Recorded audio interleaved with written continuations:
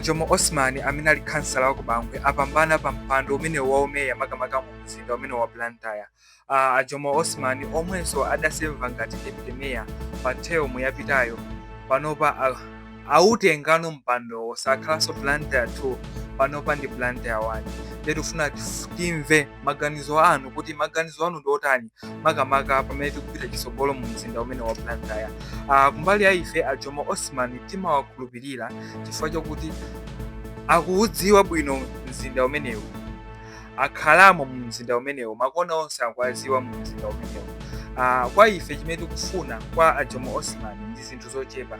Tikufuna ukhondo mu Blantyre, komanso tikufuna chitetezo mu Blantyre, makamaka kumbali ya ana amasikini. Chonde Mr. Jomo Osman, tithandizeni.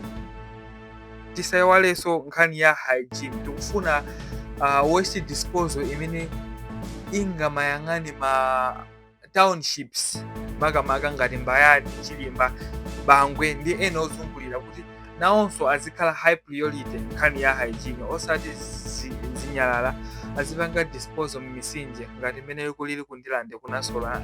Sizikhala bwino.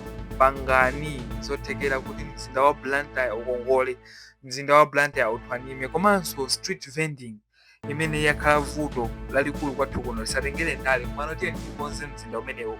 Mastage musakhale malo ophikira ma restaurant achiyimirire. Mastage mukhale modikilira maminibus, komanso mukhale mwa ukhondo kuphatikiziraponso chitetezo kuti utha kusika minibus ya ma 7 osaopayi.